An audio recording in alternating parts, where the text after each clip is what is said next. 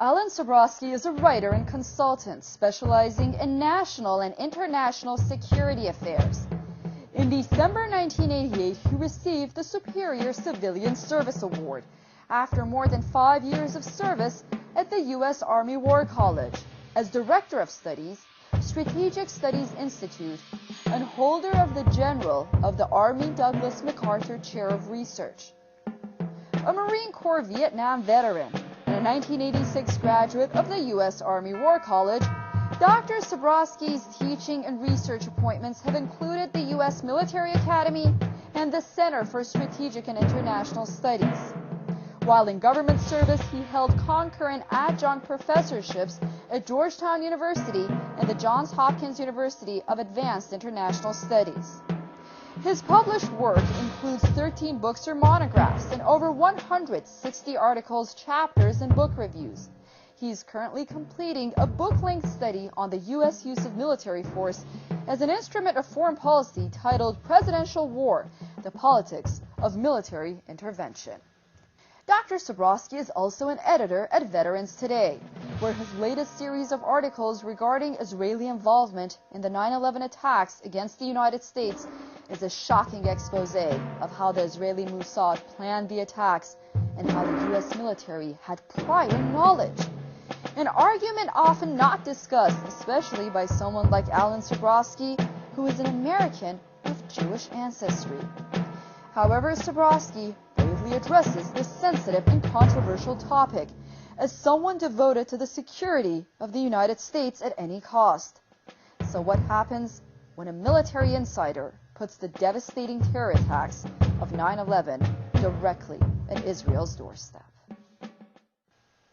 Dr. Alan Sabrosky, thank you so much for joining us on The Autograph. My pleasure, Susan. Tell us how you make the case for Israel's involvement in the tragic 9/11 attacks. There were several different ways of doing it, Susan, and this may be a little bit more background than some of your people need, but I began to have suspicions about what had happened on 9/11 about 2 weeks after the attacks. There were several discontinuities that made no sense to me whatsoever. The behavior on the part of some of the named terrorists, these 19 Arabs on 4 planes, running around flying schools like loose cannon, not having the pilot skills to fly the aircraft, no recognition for what they had done afterwards in their own area, their own community. And it struck me that for many reasons, none of the arguments that were being given for what they did made any sense. But I then immediately forgot about it until about 2 years ago. And then I came across a video which I found to be extremely disturbing. That video was an interview with a Dutch demolitions expert named Danny Jowenko. And it concerned the collapse of the 3rd World Trade Center tower to go down on September 11th. This was the 47-story World Trade Center 7, the 3rd tallest building at the World Trade Center. Jowenko had never heard of it. Neither had I. And when you looked at the building, you saw that there was effectively no damage to any face of the building. It had not been hit by a plane. It had not been taken major trauma from debris, and it went straight down into its own footprint in about 7 seconds in what was visibly a controlled demolition. You know, and it was pretty clear that whatever those 19 named Arabs on 4 planes, 2 of them at the World Trade Center, had or had not done, they could not have had any possible effect on that 3rd building going down.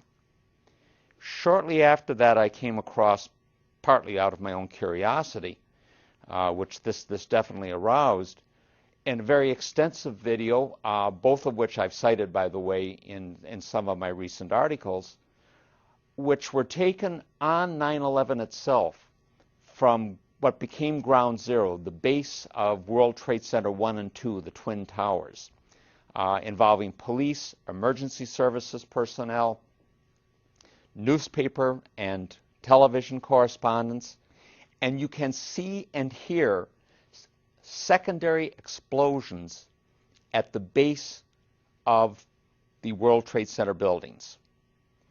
Now, planes impacting at 800 to 1,000 feet above the ground are not going to cause secondary explosions at the ground floor. And this followed over into other reports, also there on September 11th, about vans in the area, white vans.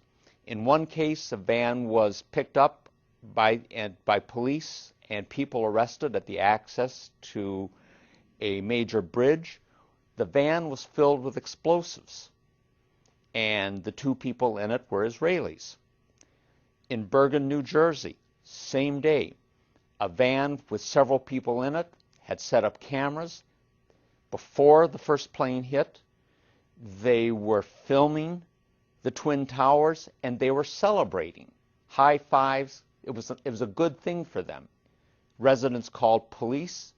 Police arrested them. All 5 were Israelis. What intrigued me, in addition to angering me, was that within days, all of these reports disappeared from the media. Most Americans don't know that a third building went down at the World Trade Center. Most have never heard about the secondary explosions reported by CNN, ABC, Fox, and others at the foundation of World Trade Center 1 and 2. None have ever heard about the vans. So I began looking at this very carefully, and one of the things that I began looking at was just what would it have taken for a special operations group of any particular nationality to have done 9/11, either by having taken control of the operation we have been told about of the 19 named Arabs on 4 planes, or having run a parallel operation where you have 4 planes being hijacked, but there is another operation being done with those in concert. And I picked up 3 particular factors that would need to be taken into account. One was motivation, a second was expertise, and the third, the critical one, was access. Now, when it came to motivation, it's probably a very sad commentary on where we are in the world today, that there are an awful lot of countries and groups out there in the world that have either real or contrived reasons to hate America.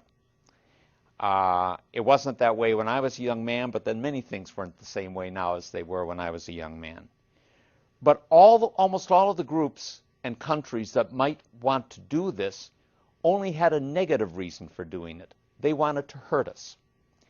The Israelis had a positive reason, and it's one that a number of their supporters had talked about from the 1990s on up, and what was called the Project for a New American Century, whose members included, by the way, later Vice President Richard Cheney, later Defense Secretary Donald Rumsfeld, and many of the so-called neoconservatives, most of them Jewish but not all, who came into the first Bush administration.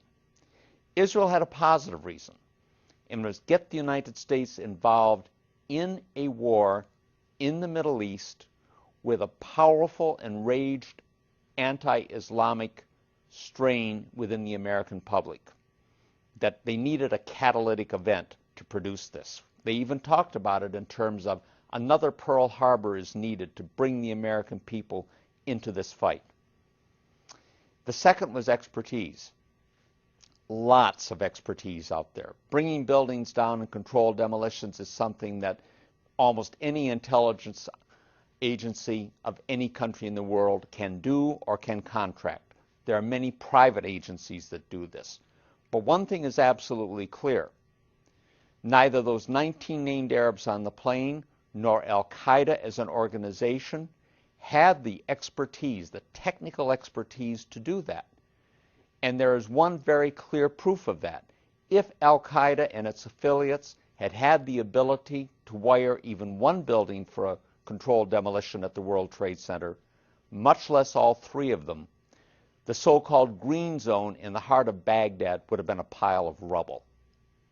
And it wasn't. But the last is access. The World Trade Center security was an Israeli-owned company. Security at all three of the airports from which the 4 aircraft on 9/11 departed, ICTS, was an Israeli security company. That security company, by the way, also had security at the airports in Paris and Amsterdam later, from which the so-called shoe and underwear bombers departed. The security company at the World Trade Center had 24/7 state-of-the-art electronic surveillance and foot patrols. Wiring a building for a controlled demolition, and I must confess here, this is not my specialty. I have heard what people who do this for a living have said about it, but it is not my specialty. But the description of it in the video of Danny Jawenko that I mentioned to you is a very good one on this.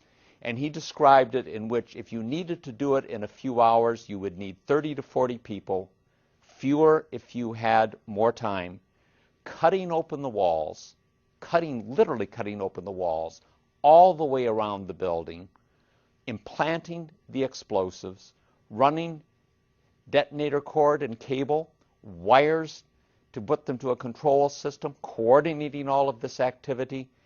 This is not something that involves the casual bringing in of a briefcase and leaving it at the foot of a building's elevator and going out again.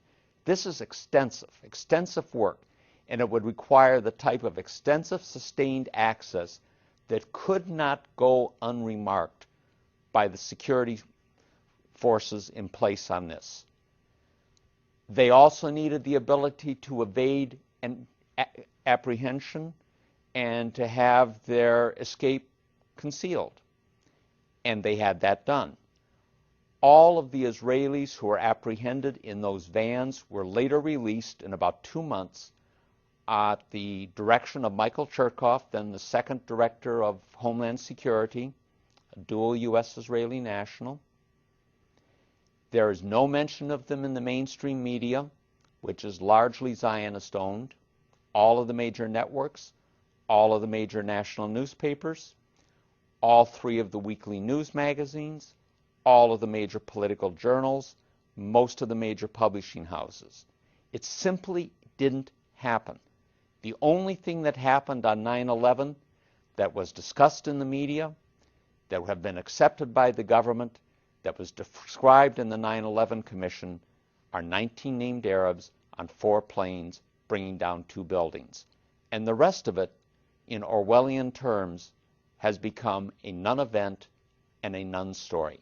And you know, since you just pointed to the 9/11 Commission report, there is an understanding that the primary motivation for 9/11 was U.S. support for Israel's brutal oppression of the Palestinians, also conveyed in the 9/11 Commission report. You know, there are those that will brush off your argument as a conspiracy theory. Are you concerned? I don't think that's so much of a conspiracy theory. I was smiling when you said that because to tell a bit of a story on this. Back in the early 80s, when I was in Washington at the Center for Strategic and International Studies, one of our visitors for a luncheon talk was a young gentleman then named Francois Heisbourg. Heisbourg was the special assistant to French President Francois Mitterrand. And I don't know how the subject came up, but he said, you know, Americans never see conspiracies anywhere. We French, he said, we see conspiracies everywhere. And both of us are wrong. This is not a conspiracy in the sense that it is usually used, the word is usually used, which is to denigrate an opposing argument. When someone in the United States says that that's a conspiracy or that's a conspiracy theory, by definition they mean it is irrational, illegitimate, and without proof.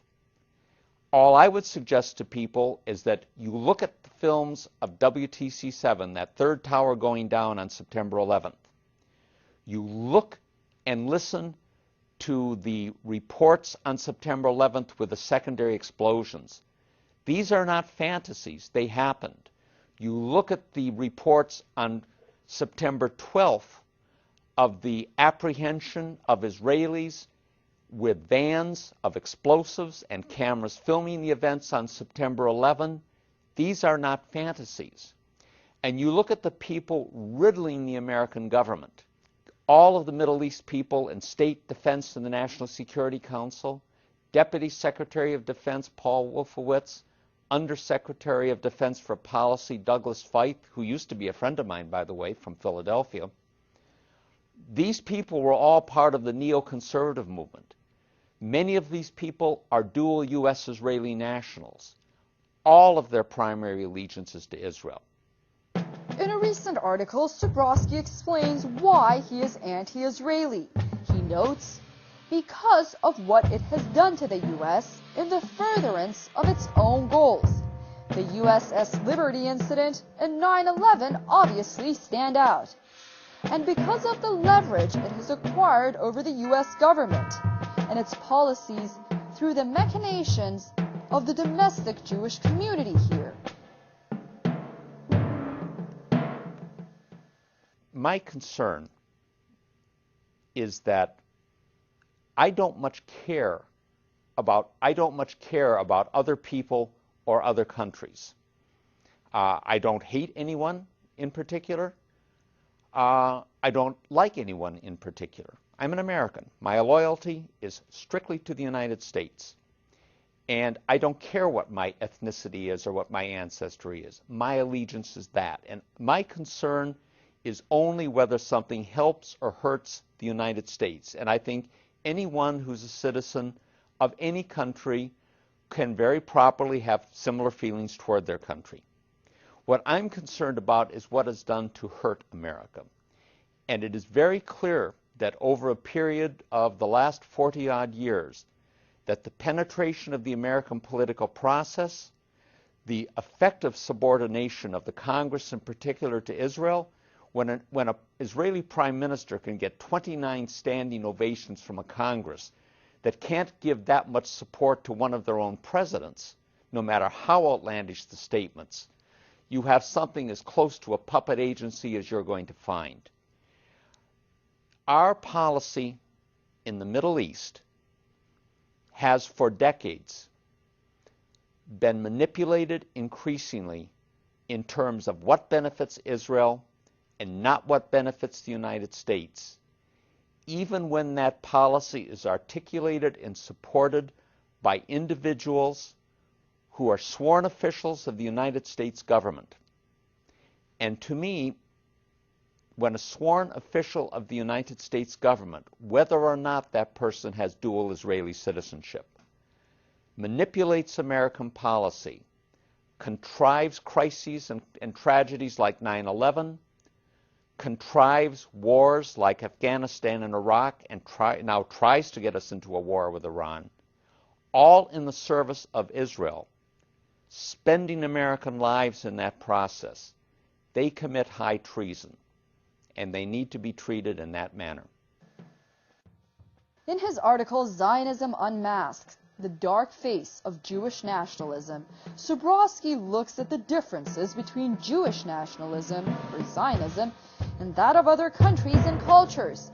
He argues that, first of all, Zionism is a real witch's brew of xenophobia, racism, ultranationalism, and militarism that places it way outside of a mere nationalist context. Secondly, Zionism undermines civic loyalty. Thirdly, the enemy of normal nationalist movement is the occupying power, and perhaps its allies, and once independence is achieved, normal relations with the occupying power are truly the norm. But for Zionism, almost everyone out there is an actual or potential enemy. I continue our interview by asking him about his theory. Well, I think the first thing to note, and I want to be sure that this is emphasized, is that Jewish nationalism or Zionism is not Judaism. It has nothing to do with Judaism. Many of the Zionists are very secular Jews. They are not practicing Jews in a religious sense. The thing that's intriguing about Zionism, and I think I use the phrase that it's a real witch's brew of xenophobia, ultranationalism, and militarism. with a nice scrap of regional imperialism built into it. Most nationalism is not like that. Most nationalism is intended to be a unifying force, but it doesn't go to such an extreme level. A second element of it is that when you have competing nationalisms, it's very, very rare to find anything that involves the level of antipathy and hatred to the other side. Sabrosky believes that Americans should see where they stand now, what should be done, and where America must stand if it wishes to alter the world Zionism has contrived. While he paints a realistic picture of what the current situation is, he addresses why so many attempts to contain Zionism in the U.S. have failed throughout the years. You know, a good friend of the show, James Morris, who has contributed greatly not only to this show, The Autograph, but also in raising public awareness, notably on his website, americahijacked.com. I remember him saying that he was a registered Republican for many years, but ultimately found it very hard as an American to relate to that party, or the Democratic Party for that matter, and became extremely frustrated, notably because of the government's support for AIPAC and similar organizations, and the United States support for Israel in general. Just recently, he was quoted as saying that he has become an independent. But I guess my question is, and my point is, that are we seeing more public awareness, more frustration inside the United States among Americans, because the ones that I talk to seem to be very, very upset, to say the least, and they seem to feel very strongly about this issue. I think many Americans are finding it difficult to relate to their government, but the idea that there's any kind of a mass movement there because of the relationship to Israel is simply not the case. There is no vehicle for that type of opposition to have been created. There is not even an awareness on the part of most of the American people about the details of 9/11 that I mentioned to you. One of my last article was much more of a practical, how do we get the word out? And I think that if people did understand what had really happened at 9/11, you could very rapidly see a very substantial reorientation of public opinion. Dr. Alan Sabrosky, thank you so much for those comments. So much more to talk about. Unfortunately, we are out of time. Hopefully, we will see you back on The Autograph next time here in New York City. Susan, thank you very much. I sincerely hope I too can meet you there, and I'm only sorry that the missed plane connections didn't make it possible last night. No worries. It was a pleasure to have you on. Thank you, Susan. You take care. All the best wishes to you.